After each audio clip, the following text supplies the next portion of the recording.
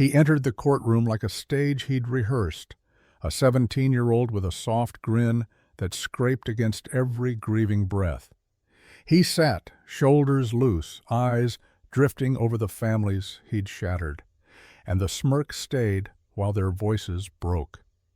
He thought youth was a shield and attention a prize. He thought cruelty could be worn like a t-shirt and the law would blink first. But the bench does not blink. And when a mother rose to speak, the boy who smiled learned what silence can do. He didn't know his sentence was already written. Stories like this remind us that justice always finds its way. If you believe in accountability, subscribe now and tell us what you think below. This is how it all began. A cold morning, the kind that bites the lungs and fogs the windows of idling buses, and a cafeteria where backpacks sagged like sleepy shoulders. Names that belong to futures, laughter that belonged to ordinary noise. He watched them first, still as a shadow waiting for its moment, then crossed the floor with a certainty that felt practiced. In minutes, a town would split into before and after. In months, the same boy would sit in court and smile. And on the day that mattered most, his own mother would stand. He walked into sentencing with a shirt that said more than any confession could. A white tee, hand-scribbled in bold letters, "Killer." Beneath the fluorescent courtroom lights, the black ink looked almost deliberate, like a uniform for a crime he was proud to own. The room went silent, the kind of silence that presses against your chest, as he smirked, eyes wandering to the front row where mothers clutched folded photographs. One judge, dozens of grieving families, and one teenager who seemed to enjoy every second of their pain. He was 17 when he turned a cafeteria into a war zone, 18 when he mocked its memory. His face was clean, boyish, but his voice carried a darkness that had aged too fast. Remorse is lacking, the judge would later say, holding back the tremor that came with that truth. Because what do you do when the person in front of you doesn't just feel nothing, he celebrates it?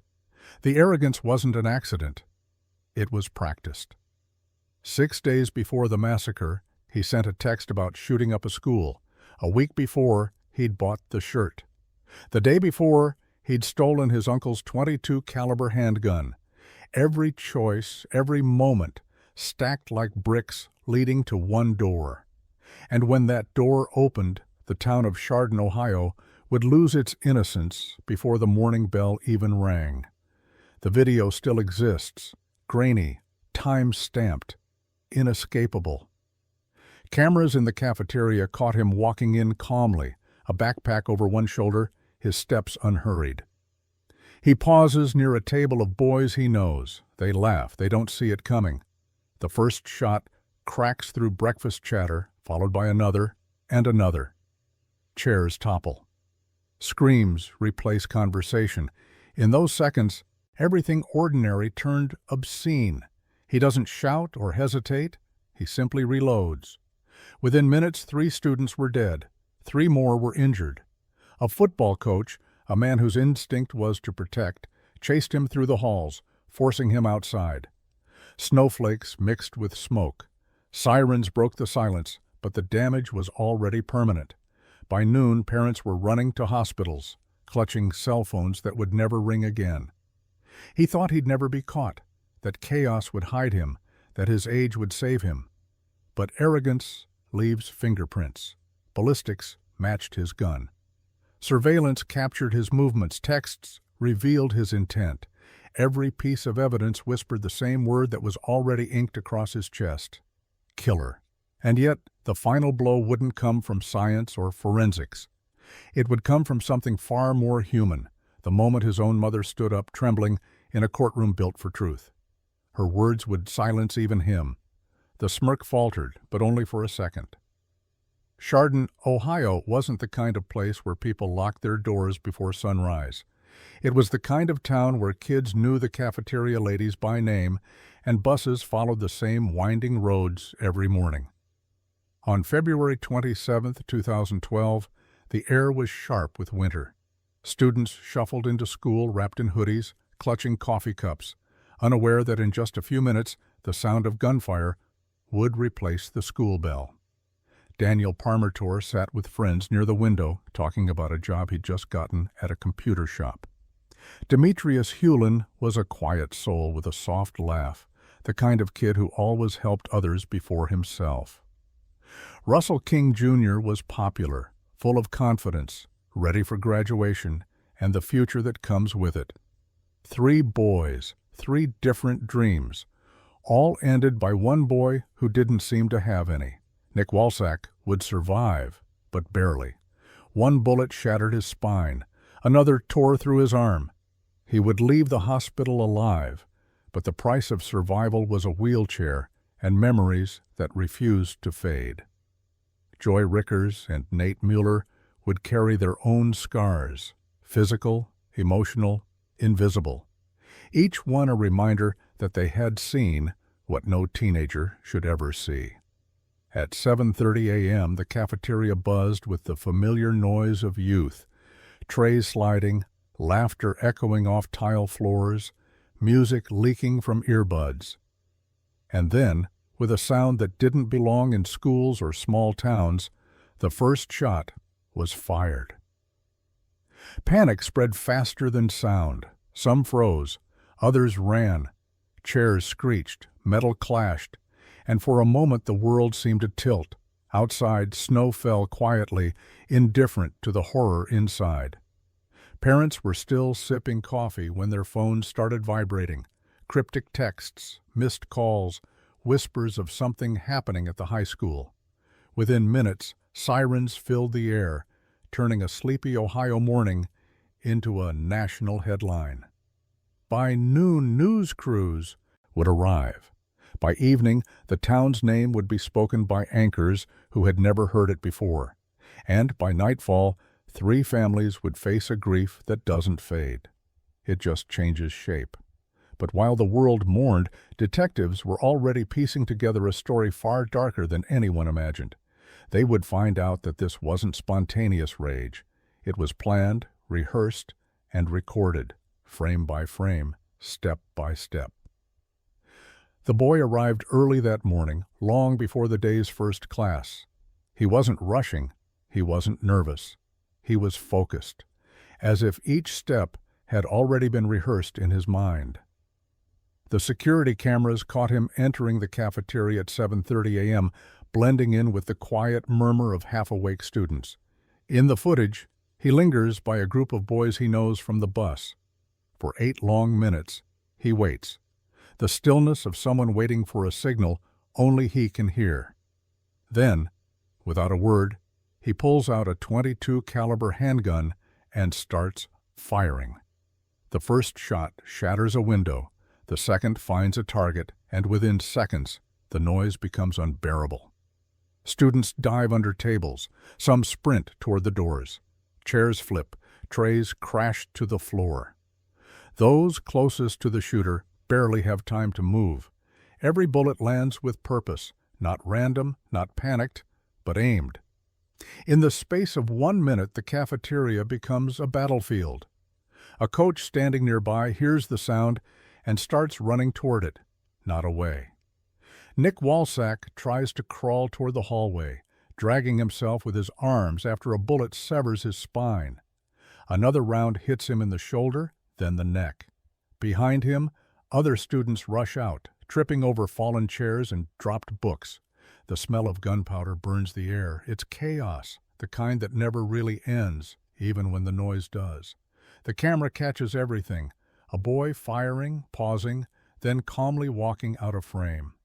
Coach Frank Hall, a man built like a wall, bursts into the cafeteria seconds later. He doesn't think, he just runs.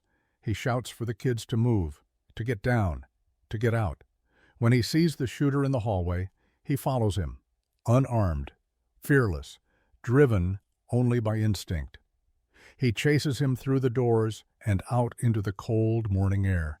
That decision saves lives. The boy turns once, fires again, but misses. Then, finally, he runs.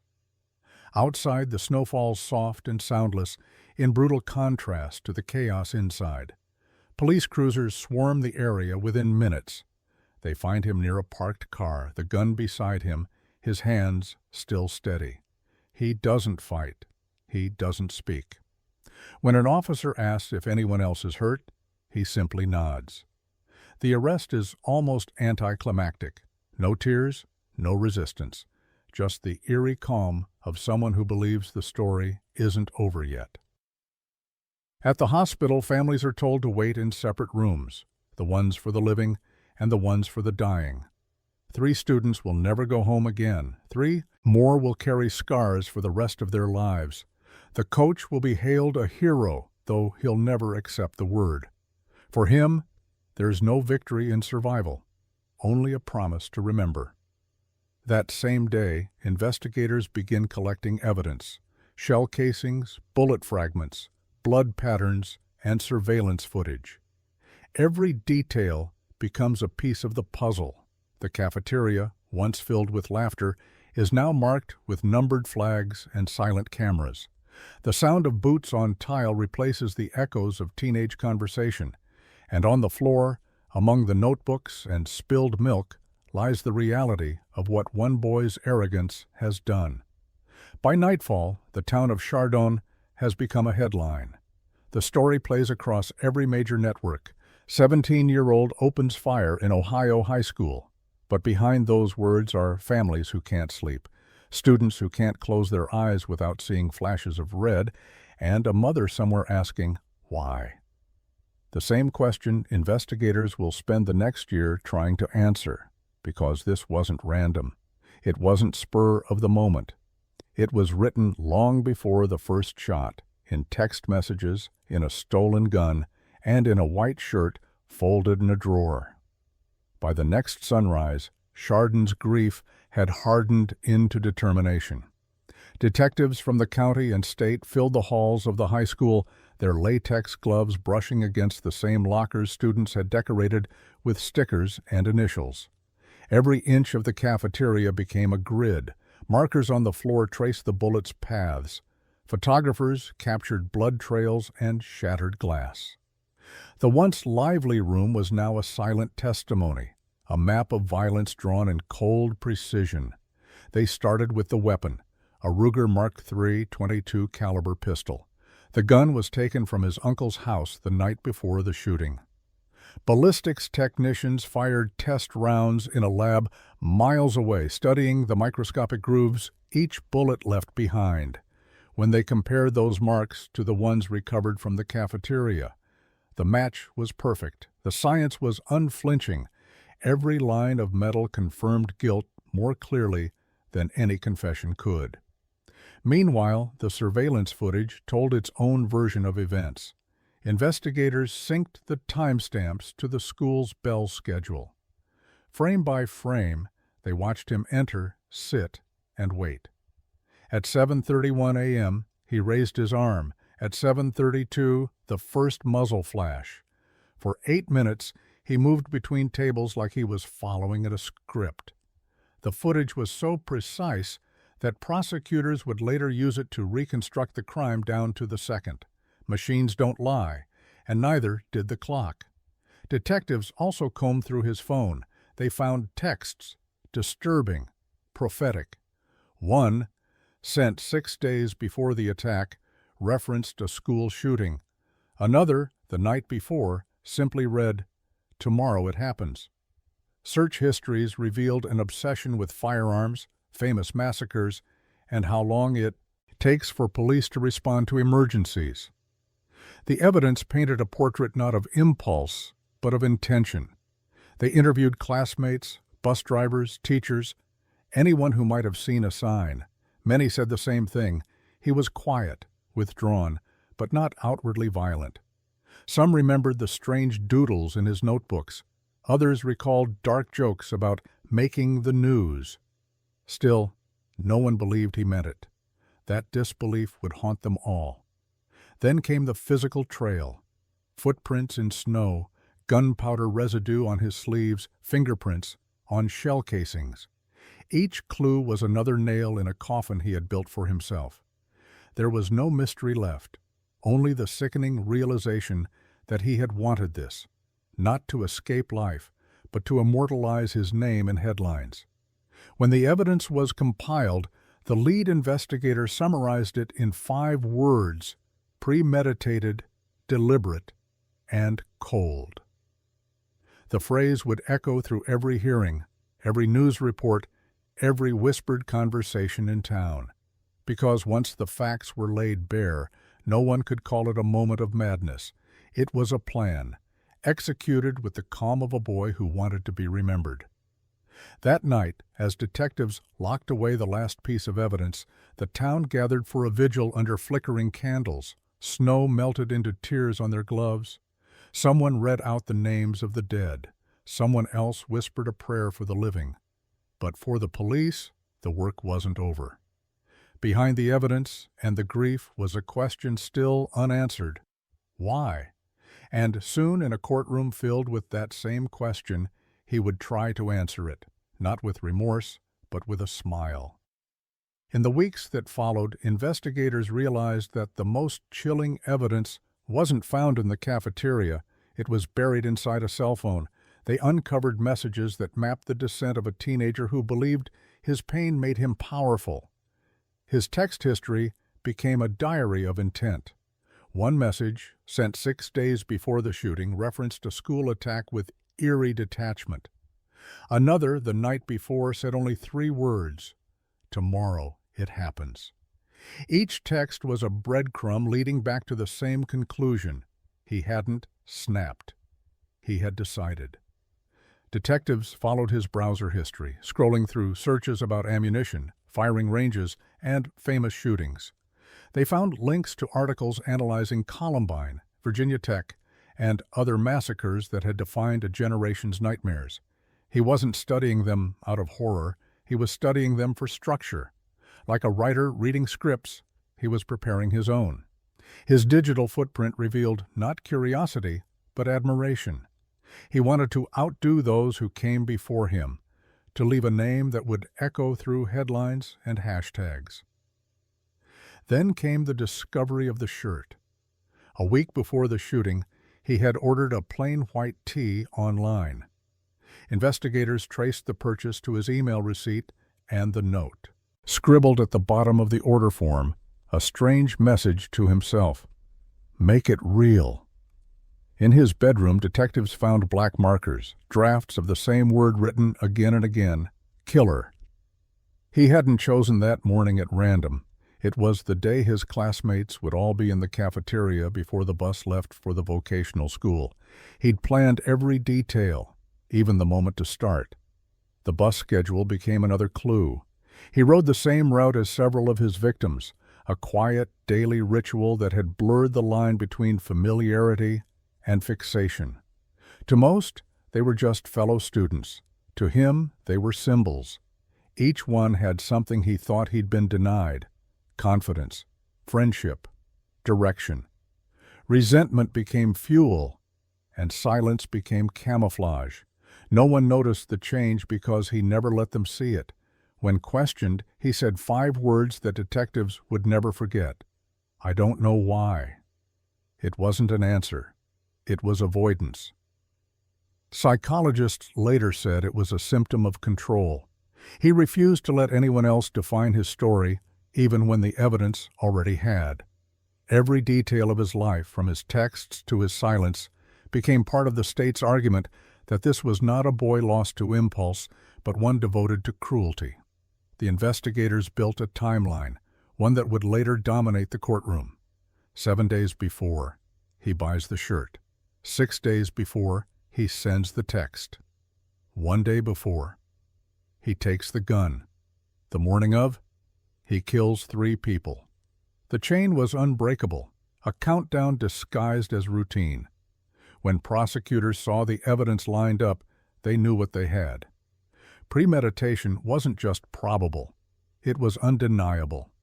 And yet the question of motive still hung in the air like a whisper no one could silence.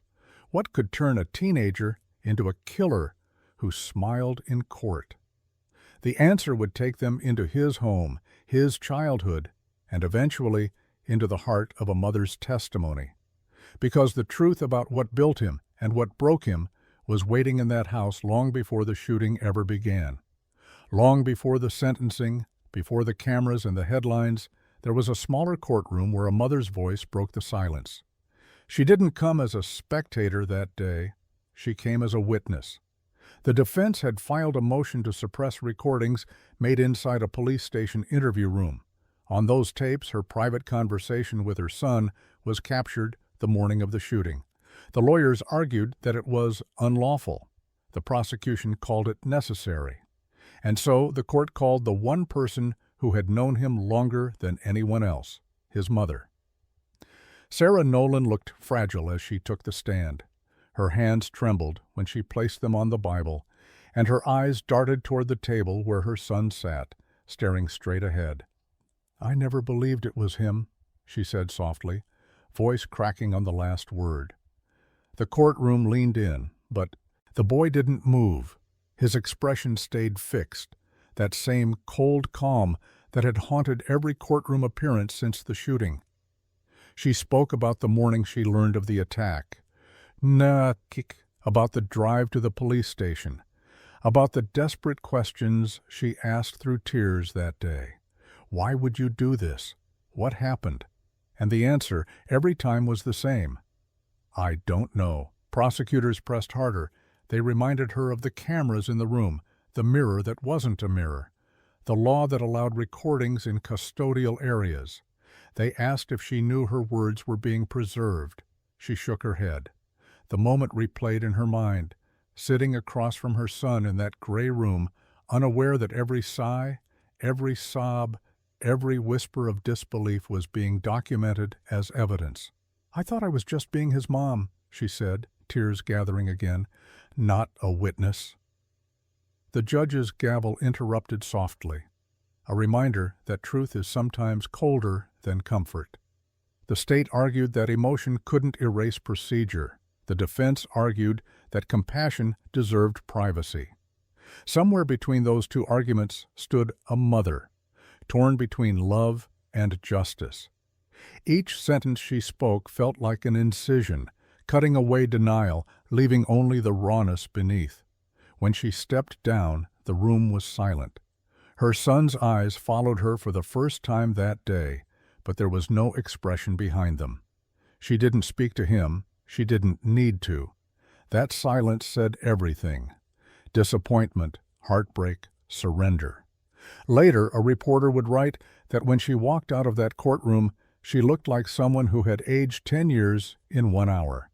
And she had. The hearing ended without resolution, but its impact would linger. The motion to suppress would eventually fail, and those recordings would remain part of the case file. Permanent, unchangeable, a mother's pain turned into evidence. And in that moment the story shifted. It was no longer just about a crime or a courtroom. It was about the collision between blood and law, between the woman who gave him life and the justice system that would now decide how he'd spend the rest of it. The world would remember his smirk and his shirt, but those who sat in that smaller courtroom would remember something else. The sound of a mother's voice breaking as she tried to understand how her own child became a killer. And when sentencing day finally came, that memory would echo through every word spoken in the courtroom. Even before the gavel fell, justice had already begun to speak, through her. When the news broke that he had pleaded guilty, the courtroom didn't cheer. It exhaled.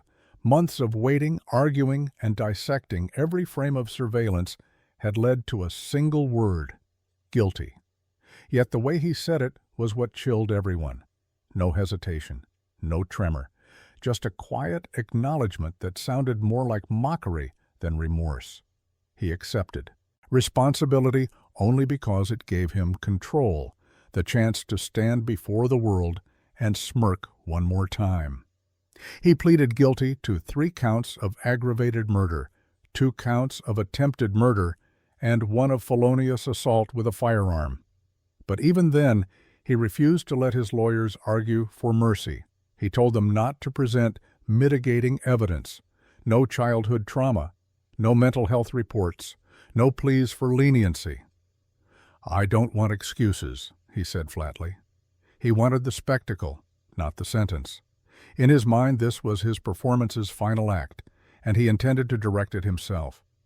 The prosecutors, led by Jim Flays, laid out the story one last time. They lined up the evidence like dominoes: the killer shirt, the text messages, the stolen gun, the footage, the ballistic match, every item, every timestamp, every word, proof that the murders were not a mistake but a mission. When Flays spoke, his tone was steady. "This was a plan," he said, "executed with precision, by someone who knew exactly what he was doing." It wasn't anger that filled his voice. It was exhaustion. Justice had been waiting for this moment. The defense stood silent. No witnesses, no psychologists, no attempt to explain the inexplicable. The boy sat with his head slightly tilted, staring at the table, a faint smile still flickering at the corners of his mouth. He had made himself untouchable, even to his own lawyers. They were no longer defending a client. They were standing beside a ghost. Families began to write their victim impact statements, words that no parent should ever have to find. They wrote about birthdays that would never come, graduations that would never happen, rooms that would never be touched again. Some wrote in anger, others in sorrow. All wrote with a grief that had no expiration date. When the letters were collected and sealed, the weight of them could have broken the bench. The date for sentencing was set. In the weeks leading up to it, the town braced itself again. People whispered about what he might do, how he might act. Reporters speculated about whether he would apologize or remain defiant. But those who had seen him in court before, the investigators, the parents, the judge, already knew the truth. There would be no apology, only the smirk. When the day finally came, the courtroom was full. Rows of families, friends, police officers, and reporters filled every seat. And when he entered, wearing the same cold calm as always, no one could have predicted what he'd do next, or how one small gesture would burn itself into history. Because before the gavel fell, before the judge could speak, he would make one last statement, not with words, but with arrogance, and it would make even the strongest hearts in that room shake with rage. In the days leading up to his sentencing, psychologists tried to unravel what drove him, not for sympathy, but for understanding. They combed through his history: custody battles between parents, domestic unrest, stretches of loneliness.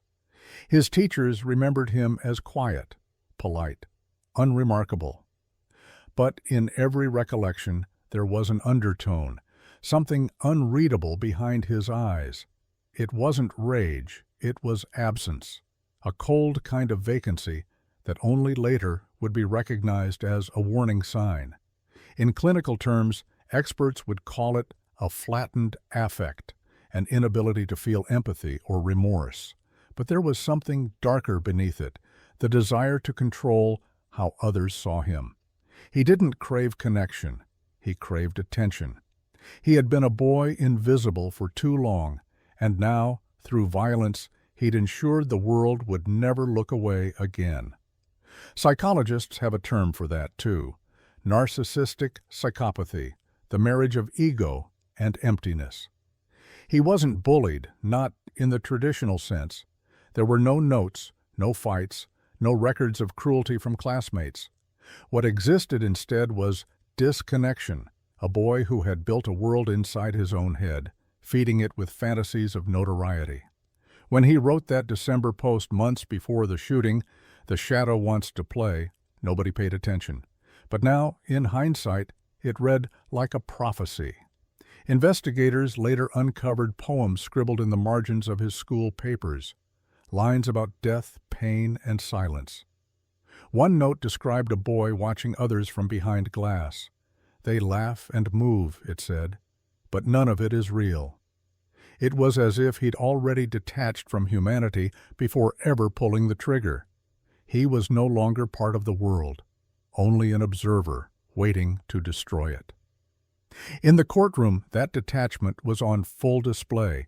He never fidgeted, never blinked excessively, never showed fear. Even his smirk wasn't born of confidence.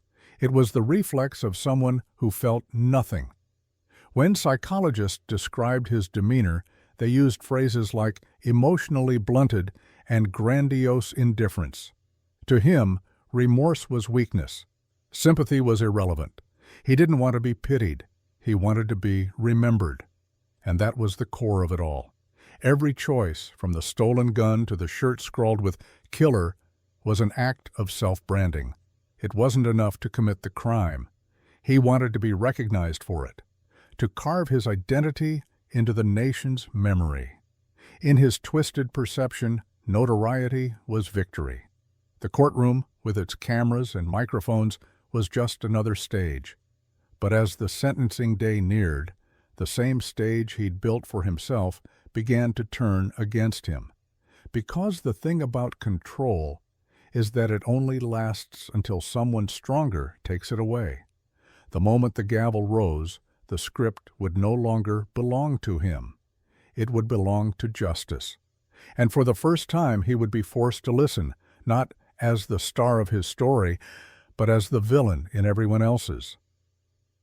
The morning of sentencing felt different. The air in the courtroom was heavier, the silence more deliberate. Families filled every seat, holding framed photos, some clutching hands just to stay upright. Everyone knew this was the end, but no one knew what kind of ending it would be. When he walked in, wearing that same blue shirt he'd worn before, no one could have predicted what he was hiding underneath. As the judge entered, the room rose. He sat down slowly, calm, almost bored. Then, in one stunning act of defiance, he unbuttoned his shirt. Beneath it was that now infamous white tee, the word "killer" scrawled across his chest in bold black marker. Gasps rippled through the gallery. The families froze, some covering their mouths, others shaking their heads in disbelief. The judge's jaw tightened, but he said nothing. The words screamed louder than any outburst could. The smirk returned, sharper, crueler, almost triumphant. It wasn't a smile of regret. It was a performance, a teenager who wanted control in a room where he had none. He looked at the families of the dead and smirked again, as if the pain he caused had become his currency. For him, this was the only stage left. But what he didn't realize was that the judge, calm, steady, deliberate, was about to steal the show. Judge David Fury began speaking slowly, his voice cutting through the tension. "You've shown no remorse," he said. "You murdered 3 young men, wounded others, and tore apart a community." He paused, the weight of every word echoing against the walls. "You did this to make a name for yourself, but the only name you've made is murderer." The boy laughed under his breath. It wasn't loud, but it was enough. The sound sliced through the room like glass. Parents who had buried their children began to tremble. A bailiff shifted his stance just in case, but the judge kept his composure. He wasn't going to let arrogance win. The court wasn't his stage. It was his cage. As the prosecutor replayed the evidence one final time, the images came back. The cafeteria video, the text messages, the ballistics, the quiet moments of planning. The audience didn't see a monster anymore. They saw a mirror. The terrifying truth that evil can hide in youth, in silence, in a smile. He had tried to turn horror into legacy, but in doing so he gave the world something stronger, a reason to never forget what justice sounds like. When the judge leaned forward, the room went still. "You are sentenced to life imprisonment without parole," he said. 3 times over. His words were iron, each one a door slamming shut. No possibility, no future, no audience, just time. Endless, unrelenting time. For a brief second, his smirk flickered. The camera caught it, a tiny fracture in the mask. It wasn't fear, not yet. It was realization. The show was over. The gavel came down once, the sound sharp and final. The echo lingered like thunder. And in that silence, the families finally breathed. Justice had spoken. But one more act remained, one no one could have scripted, one that would silence even him. Because when a mother stood to face her son, the courtroom would never be the same again. When the judge opened the floor to the victims' families, the courtroom shifted. For the first time all morning, the sound of grief filled the air. One by one, parents, siblings, and friends rose from their seats, trembling but unbroken, to speak directly to the boy who had stolen everything from them. What followed wasn't rage alone, it was love turned inside out. The first to stand was Holly Walsack, mother of Nick, one of the surviving victims. She looked straight at him, refusing to blink. "You're lucky there are police in this room," she said, her voice trembling but strong. He smirked, but she didn't falter. "You are pure evil," she told him. Every syllable hit like a hammer. Her son sat behind her in his wheelchair, silent, the scar along his neck visible even from where the press sat. The killer's smirk didn't fade. If anything, it grew wider, as though her words were fuel. Next came Dina Parmertor, mother of Daniel. She clutched a folded piece of paper, but never looked down. "You're a pathetic coward," she said, "a murderer who hides behind a smile." The courtroom fell still. Even the clicking of reporters' pens stopped. Her husband's hand rested on her shoulder, keeping her steady as she spoke the final words. "May your life in prison be long and cold." No scream, no tears. Just a wish for justice that sounded like a prayer. Crystal King followed, her voice shaking as she read a letter written for her brother Russell. She spoke about his kindness, his love of life, and how his heart still beats in others through organ donation. "My brother was a hero," she said. "Even in death, he saved lives. Something you'll never understand." When she looked up, he met her gaze and smirked again. The cruelty was deliberate. Cameras captured it, that twisted pride, a teenage face masking something ancient and cruel. Then Philip Carter spoke on behalf of his mother, whose son, Demetrius, had also died that morning. "You took a light from this world," he said quietly, "but you didn't win. Because every day you live behind those bars, you'll remember what you can't undo." His words weren't loud, but they cut deeper than any shout could. As each family spoke, the room became heavier. Their grief filled every corner, pressing against the smirking boy like invisible chains. He sat motionless, his eyes scanning the crowd, expression unchanged. But there were moments, brief, fleeting, when his gaze dropped, when the weight of their words seemed to land, if only for a second. The prosecutor, Jim Flays, stood once the statements ended. His voice was calm but fierce. "This was not an act of impulse, he said. It was planned. It was precise. He watched them die and chose not to stop." The evidence, the timeline, the text messages, it all circled back to one truth. He had wanted to become a symbol. Instead, he became a warning. When the prosecutor sat, the room held its breath. The judge looked down at his notes, then back up at the boy in the white shirt. What came next would be remembered for years. Because before the gavel fell, before justice spoke its final words, the killer, barely an adult, decided to show the world who he truly was. And the world, in turn, would never forget the sound of what came next. The judge invited him to stand. He rose slowly, still wearing that white shirt, the word "killer" glaring under the courtroom lights. Reporters adjusted their cameras, ready for the standard final remarks, maybe a brief apology, a plea for mercy, or the usual quiet acceptance of fate. But what happened next was something no one was prepared for. He turned toward the families, the same mothers and fathers who had just finished reading their eulogies, disguised as statements, and smirked. the kind of smirk that burns into memory. Then, with chilling composure, he raised his middle finger. "This hand that killed your kids, I'll do it again," he said. The words were obscene, cruel, and deliberate. It wasn't just a lack of remorse, it was celebration. Gasps tore through the courtroom. Some parents screamed, others stood frozen, white-knuckled, staring in disbelief. Judge David Fury's face went pale but controlled. He didn't shout. He didn't react. Instead, he stared straight ahead, the weight of law heavy in his eyes.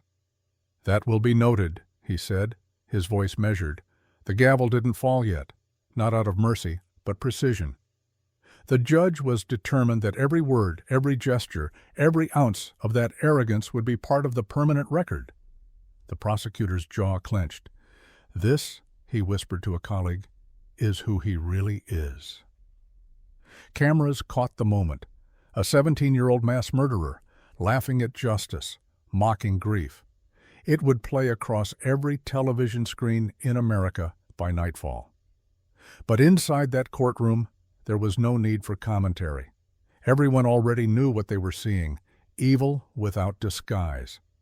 Defense attorneys sat motionless, their faces drained.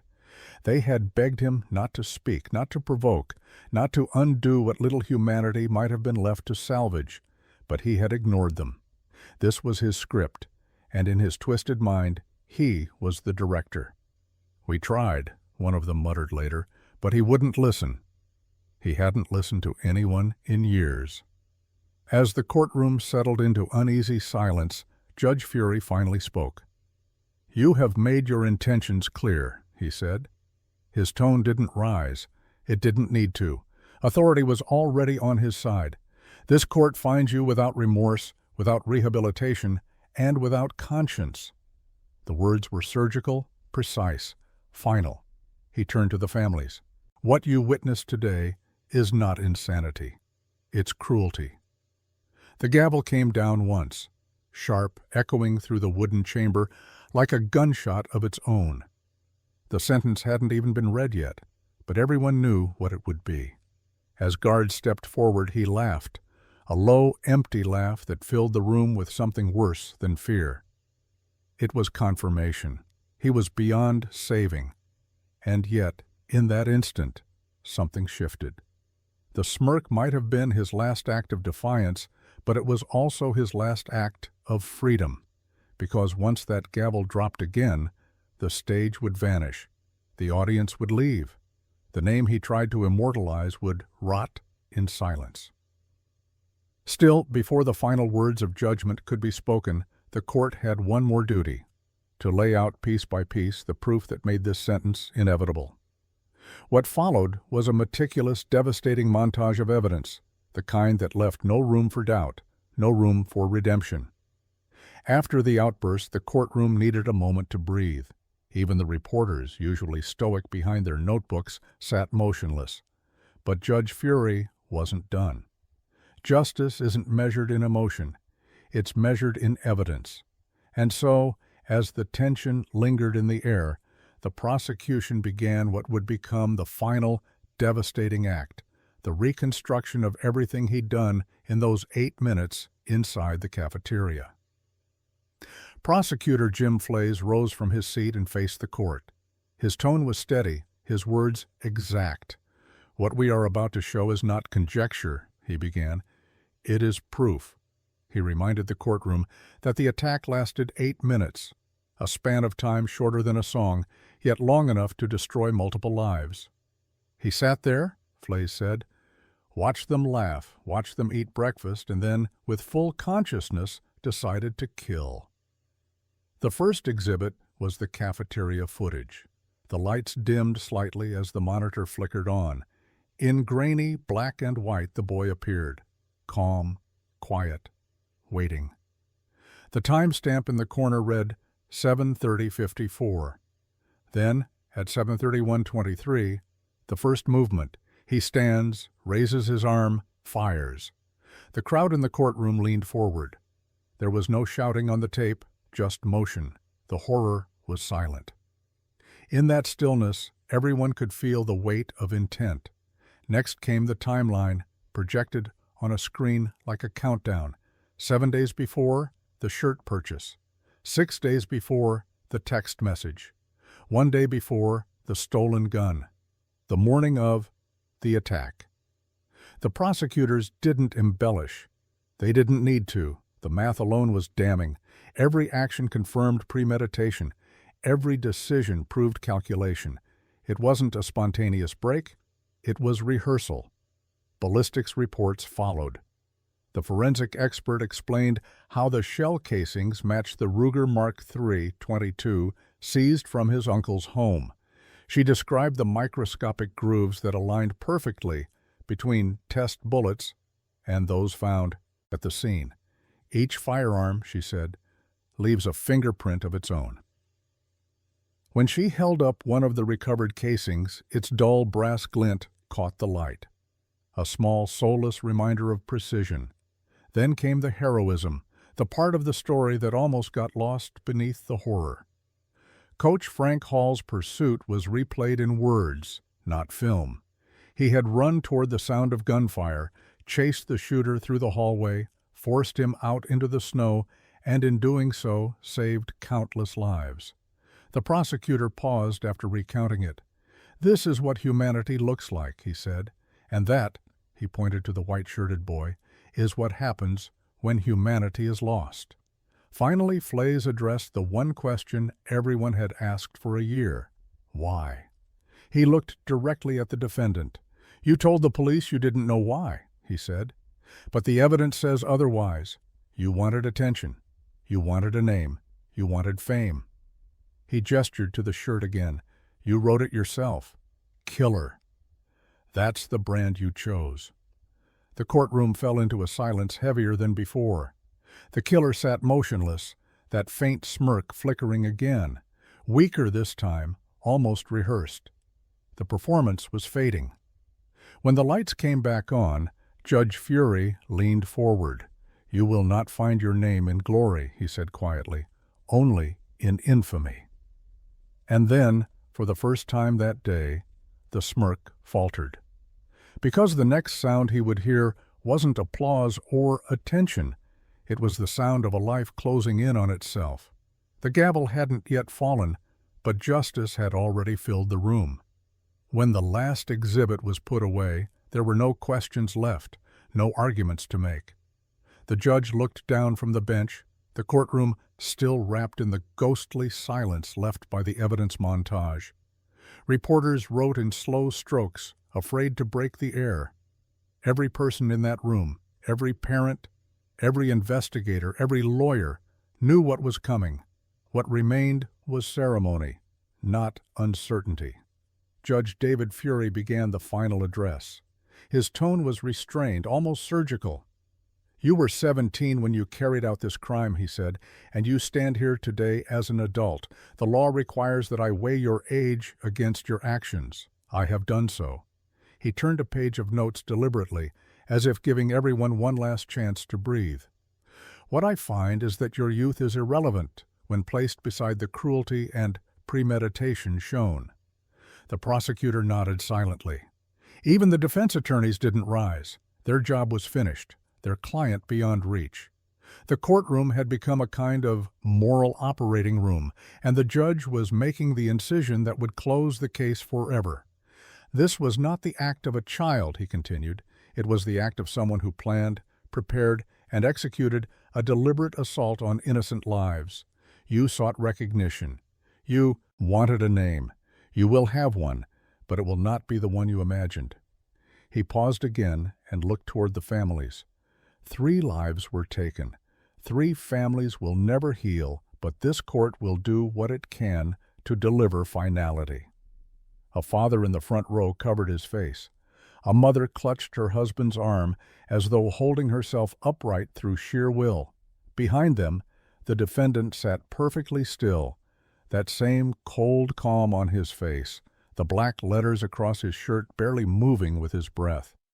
"Therefore," the judge said, "this court sentences you to 3 consecutive life sentences without the possibility of parole, plus 37 years for the attempted murders and firearm charges." His voice was steady, each number precise, each pause deliberate. The words landed like a chain, link by link, locking him into forever. There was no outburst, no reaction this time, no smile, no words. He blinked once, slowly, and stared at the table. The silence was almost unbearable. Then the judge leaned forward one last time. "The only thing you will ever be known for is this crime," he said, "and that is justice." A soft murmur swept through the room. Families nodded through tears. Some whispered prayers. Others simply sat, exhausted, staring at the boy who had once terrified them and now looked strangely small. The bailiff stepped forward. Metal cuffs clicked around his wrists, sharp, echoing, mechanical. That sound, more than any word, became the punctuation mark of the trial. As he was led toward the side door, one mother stood. She didn't shout. She didn't curse. She simply said, "May God deal with you as He sees fit." He didn't turn. He didn't smirk. For the first time since the shooting, there was nothing left in him to perform. The door closed behind him with a dull thud, and the audience exhaled, years of grief leaving the room in one slow breath. Outside, the cold air waited, but the world felt different. Justice, for once, had the final word.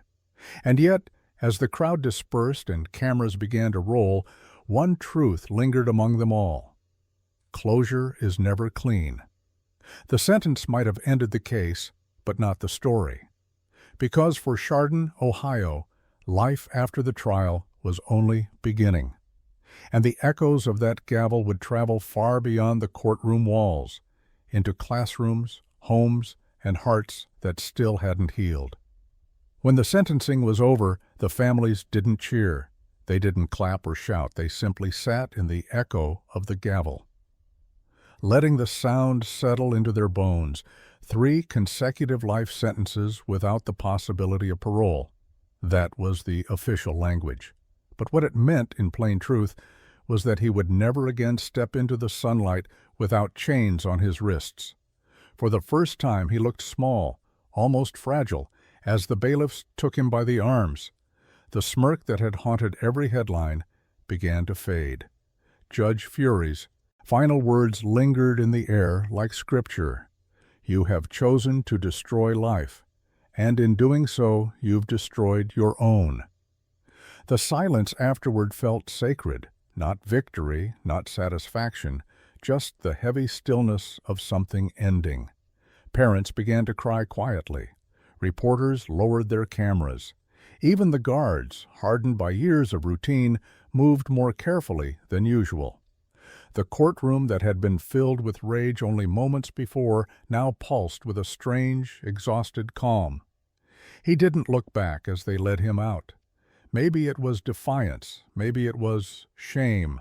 The white letters across his chest, "Killer," looked smeared under the fluorescent lights, as though time itself was already erasing his performance.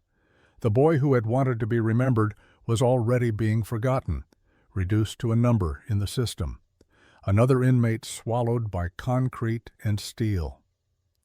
Outside the courthouse, the sky was overcast, heavy with snow. Families huddled together, speaking softly to reporters who didn't know how to ask questions anymore. "Justice was served," one mother said, her voice trembling, "but nothing brings them back." Another parent added, "At least now he can't hurt anyone else."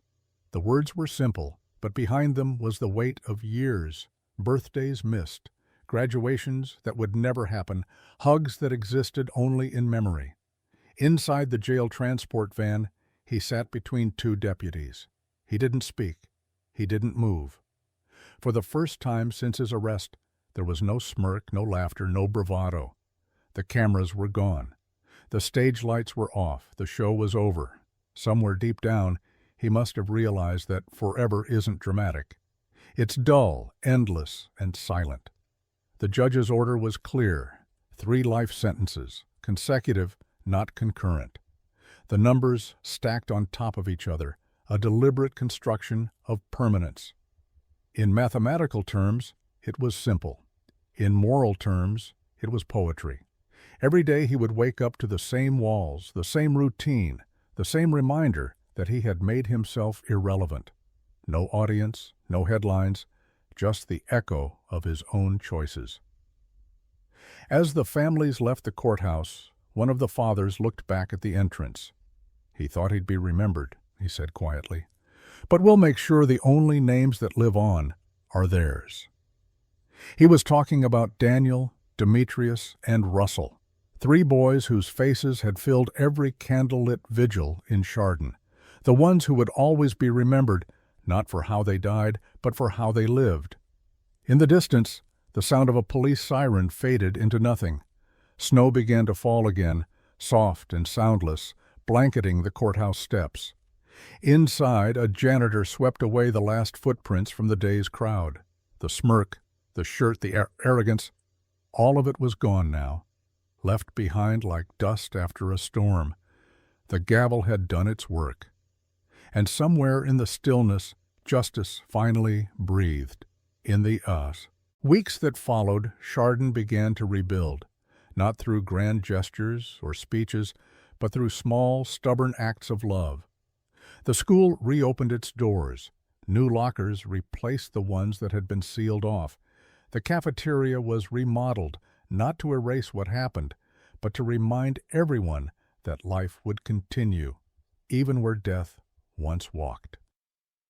On the first day back, teachers greeted students at the entrance, their smiles trembling but real. Every hug, every handshake was an act of defiance against fear. The phrase "Chardon Strong" started as a hashtag and became a mantra. It appeared on T-shirts, banners, and billboards across town. Candlelight vigils turned into scholarships, memorials turned into community projects. The families of the victims, Daniel Parmertor, Demetrius Hewlin, and Russell King Jr., made sure their sons' names lived on in ways the killers never would. Daniel's family started a fund for aspiring engineers. Demetrius's mother spoke about organ donation and the lives her son saved through it. Russell's loved ones hosted blood drives and youth events, turning grief into grace. The courtroom had delivered its justice, but the community delivered something stronger: forgiveness, not for the killer, but for themselves. Forgiveness to breathe again, to smile again, to send their children to school without shaking hands. Yet the scars remained. For the survivors, the sounds of that morning never fully faded. A dropped textbook could still make hearts race. The sight of a cafeteria tray could still summon the weight of memory. Healing, they learned, wasn't a destination. It was a daily act. In his cell, the boy who once called himself Killer was silent. No cameras, no audience, no stage, just the mechanical hum of prison routine. For a time, his smirk lived on in tabloids and talk shows, but headlines fade faster than grief. Within months, the world stopped saying his name. The fame he craved dissolved into anonymity, replaced by the faces of the boys he killed, who became the true legacy of the town he tried to destroy. The name T.J. Lane would survive only in cautionary tales and criminal databases. Judge Fury's words, spoken that day, still echo in Chardon. "You wanted to make a name for yourself, but all you made was pain. And that is all you will ever have." In the years since, those words became the town's quiet prayer, that no one else would ever mistake cruelty for power or arrogance for strength. Every February, people gather at the high school for a memorial. 3 candles, 3 names. One community that refused to let darkness define it. The coach still walks the halls, greeting students who weren't even born when it happened. Parents still hold tighter to their kids on cold mornings. And somewhere, perhaps in the back of a classroom, a moment of silence lingers. Not in fear, but in remembrance. Because justice isn't just a sentence. It's what happens afterward, in the living, in the remembering, in the refusal to give evil the last word. He thought he'd be remembered for what he did. But the world remembered the ones he tried to erase. The smirk disappeared. The gavel fell. and Chardon kept breathing.